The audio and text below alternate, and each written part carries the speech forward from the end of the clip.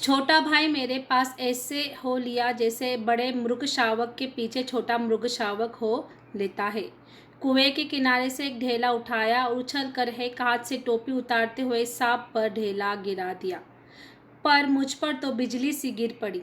सांप ने फुसफाकर मारी या नहीं, ढेला उसे लगा या नहीं, यह बात अब तक स्मरण नहीं। टोपी के हाथ में लेते ही तीनों चिट्ठियां चक्कर खाती हुई कुएं में गिरी थी। अकस्मात जैसे घास चरते हुए हिरन की आत्मा गोली से हत होने पर निकल जाती है और वो तड़प रहा था, उसी के भांति वे चिट्ठियां क्या टोपी से निकल गई, मेरी तो जान निकल गई। उसके गिरते ही मैंने उनको पकड़ने को एक झपटा भी मारा। ठीक वैसे जैसे घायल शेर शिकारी को पकड़ने पर चढ़ते देख उस पर हमला करता है। पर तो पहुंच से बाहर हो चुकी थी। उनको पकड़ने की घबराहट में मैं स्वयं झटके के कारण कुएं में गिर गया होता।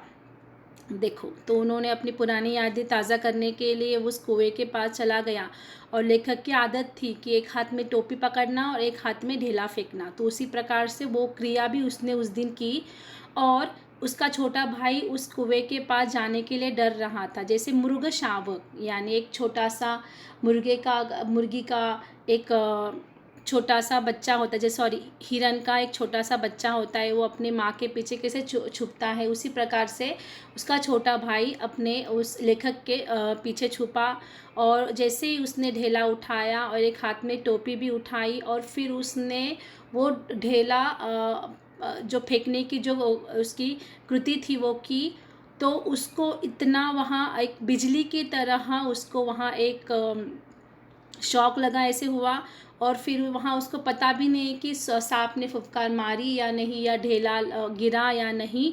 पर अचानक उसको इतना डर वहाँ पैदा हुआ, क्योंकि उसके हाथ में जो उसकी टोपी में जो चिट्ठियाँ थी वो कुएं में गिर गई थी। इसीलिए उसको वहाँ ऐसे लग रहा था कि जैसे एक नहीं क्या, हिरन को अगर कोई शिकारी मारने के लिए आता है तो उससे उसकी कैसी जान निकल जाती है, उसी प्रकार से उसको अपने हाथों से ही उसने टोपी को हटाया तो वो चिट्ठियाँ वहाँ गिरी। कुएं की पाट पर बैठे हम रो रहे थे, छोटा भाई ढाई मारे और मैं चुपचाप आंखों में डबक डबक कर। पतीली में उफान आने से ढक्कन ऊपर उठ जाते हैं और पानी बाहर टपक जाता है। निराशा, पीटने के भय और उद्वेग से रोने का उफान आता था।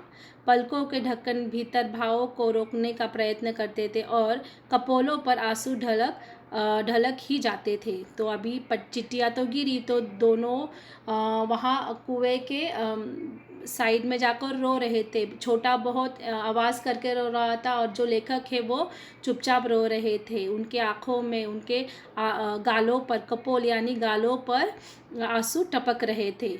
उनको तभी माँ की गोद याद आ रही थी कि जी चाहता है कि माँ आकर छाती से लगा ले और लाड प्यार करके कह दे कि कोई बात नहीं, चिट्ठियाँ फिर लिखी जाएगी। तबीयत करती कि कुएं में बहुत सी मिट्टी डाल दी जाए और घर जाकर यह कह दिया जाए कि चिट्ठियाँ डाल आए। उस समय मैं झूठ नहीं बोलना चाहता था, न था। घर लौटकर सच बोलने पर कोई पर रुई की तरह धनाई होती। मार के ख्याल से शरीर ही नहीं मन ही काँप रहा था। देखो, उस समय लेखक के मन में बहुत सारे विचार आ रहे थे। उनको उस समय अपनी माँ की गोद याद आ रही थी कि माँ अगर हमें छाती से लगा ले और कह दे कि कोई बात नहीं। और फिर उनके मन में ये भी आ रहा था कि कुएं में बहुत सी मिट्टी डालूं और फिर जाकर कह दो कि चिट्ठियाँ डाक खाने में डाल कर आया, पर वो झूठ भी बोलना नहीं चाहते। तो मन में ऐसे बहुत सारे उनके सवाल भी आ रहे थे। अगर मैं जाकर सच में बोलूँ तो मुझे रुई यानी नहीं क्या, जो कपास होती है, कॉटन होता है, तो कॉटन को महीन करने के लिए उस पर बहुत सारा लकड़ी का मार देना होता है, तब वो उसका पूरी गंदगी निकल आती है। तो इस प्रकार से उसके मन में बहुत सारे सवाल आ रहे थे। सच बोलकर पिटने के भाव, भय और झूठ बोलकर चिट्ठियों को न पहुंचाने की जिम्मेदारी के बोझ से वो मैं दबा में बैठा सिसक रहा था। इसी सोच विचार में 15 मिनट होने को आए। देर हो रही थी, इधर दिन भी बुढ़ापा बढ़ता जा रहा था। कहीं भाग जाने की तबीयत करती थी, पर पीटने का भय और जिम्मेदारी की दुधारी तलवार कलेजे पर फिर रही थी। देखो, दुधारी यानी दोनों तरफ धार वाली जो तलवार है। मतलब ऐसे वहाँ वो दोनों वहाँ बैठ रहे थे, सोच सोच कर 15 मिनट बीत गए। अभी दिन भी ढल रहा था और उनको घर भी नहीं जा सकते थे क्योंकि डर भी था। तो क्या करे, वो उनकी एक जिम्मेदारी थी। तो बहुत सारे ऐसे सोच उनको वहाँ अपने मन में आ रहे थे।